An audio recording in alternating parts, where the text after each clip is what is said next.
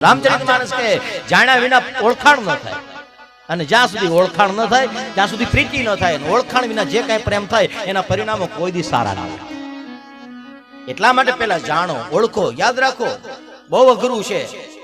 હાવ હેલું એક વસ્તુ, કોને અજાણ્યાને પગે લાગવું નહીં, હાવ હેલું. જેને ઓળખતા ન હોય ને એના વાંકા વળી જવું બહુ હેલી વસ્તુ. અઘરું છે. જેને ઓળખતા હોય ને એને પગે લાગવું. કોકની વાત માનવી બહુ હેલી છે. હા, હું અહીંથી કહું તમને બધાને મજા જ આવતી છે.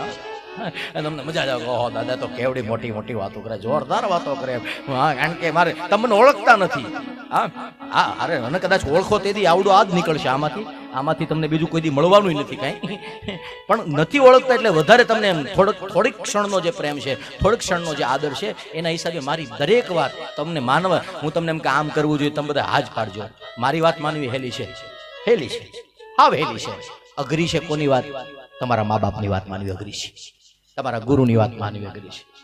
હા, જેને ઓળખતા હોય, હા, જેને નથી ઓળખતા એમાં તો તાળી પડવાની છે.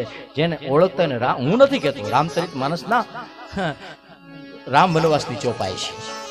રામજી કહે, રામ કહે કે માં કઈ ને કહે, સુનુ જનની સોઈ સુત બડ ભાગી,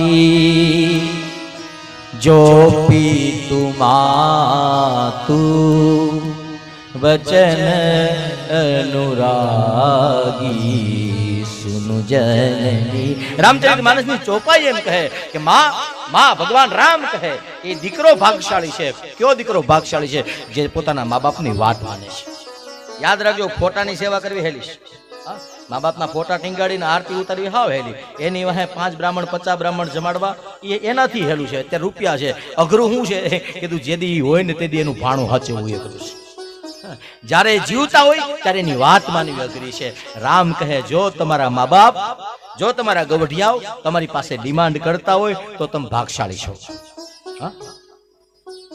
અને દુનિયાના દરેક દીકરાની ફરજ છે પોતાના મા બાપની દરેક ઈચ્છાઓ, દરેક ખ્વાહિશ, દરેક ડિમાન્ડ, અને તો જ સાચું છે ને ભગવાન. પછી કે અમે અમારા ગૌઢા ઈ નહીં કે તમે જો ત્યારે ખાઈ લે, તમે કયો ગોદડું ઓઢાડો એટલે હોઈ જાય, તમે ઉઠાડો તો ઉઠે. એવા ભોળા ગૌઢા તો ગમે ને હચવાના. આમ હોય, આમ બોલાવવા ન થાય એવા ગૌઢા હચવો ને તો હચવા કહેવાય. હા, તમે રોટલી કરો તેદી ભાખરી માંગે ને તમે ભાખરી કરી દો. તમે બટેટાનું શાક કરો તેદી કોબીનું માંગે. તમે ખીચડી કરો તેદી ભાત માંગે. તમે રવો કરો તેદી લાડવા કરાવરાવે. અને આવા ભાણા હચવાય તો તમારે સમજવાનું તમે બધા પીએચડી કરો છો. બાકી બોલતા નથી, ચાલતા નથી. તમે કે હોઈ જાવ, હોઈ જાય. તમે કે ઉભા થાવ, ઉભા બાઘડી બાર વ્યા જાવ, બાર વ્યા જાય. બાપુજી હાંજ સુધી ઘેરે નહીં આવતા, મારે કામ છે. બાપુજી હાંજ સુધી બિચારા બાર ટળોળા, એ નહીં. એવું ગૌઢું તો ગમે થી હચવાય.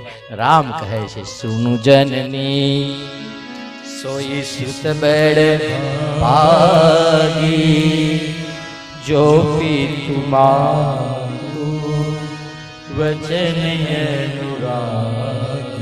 રામચરિતમાનસમાં રામ કહે, તનય હિ માતુ પિતુ પોષણહારા. રામ કહે, આ શરીરને મોટું કોણે કર્યું? આ શરીરને પોષણ કોણે આપ્યું? પોતાના લોહીનું દૂધ કરી અને કોને પીવડાવ્યું? તનય માતુ પિતુ તોષણિહારા. આ શરીરને પોષણ કરનાર કોણ? જેથી મોઢામાં દાંત નહોતા તેથી દૂધ નો પાયું તો કેદું ના ગુજરી ગયા હોત.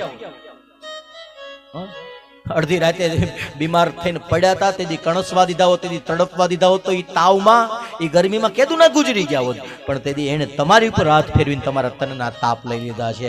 રામ કહે છે, તનહિ માત પિતુ તોષણિહારા, દુર્લભ જનની સકલ સંસારા. આ દુનિયાની અંદર દુર્લભમાં દુર્લભ કોઈ વસ્તુ હોય તો એ છે આ.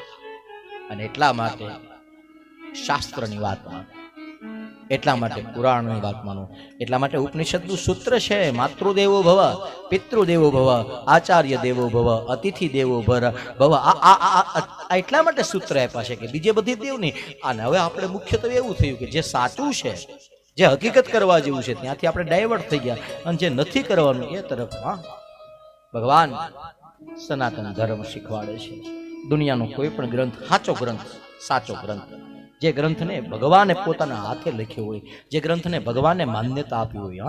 પછી તો અત્યારે તો શું હોય કે મારા નામની ચોપડી છપાય. પછી હું નથી છાપવા. આજ મને આ ભાઈ તમે જ કહેતા હતા ને કે તમારે એક હવે ચોપડી બાકી રહી, તો એ આપણે નથી કરવું. જેટલું ઓછું નકર પછી એની હાટું ફોન આવશે, 2 ચોપડી જોઈએ છે, કઈ ઉપાધિ ઓછી થોડી છે.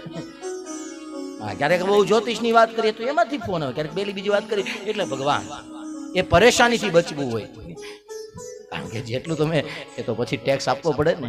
હા, કીર્તિ તમારે કીર્તિ જોતી હોય, તમારે કમાણી કરવી હોય, તમારે લોકોની અંદર પૂજનીય થઈને રહેવું પડે, તો ઉનાળુ વેકેશન તમારે બધાને આવે, અમારે વેકેશન ન હોય. અમારા છોકરાઓ તો બિચારા વાટ જોતા હોય ઘરે, કે એ અમે ઘરે જવું છે, વેકેશન પૂરું થઈ જાય. હા, શા માટે?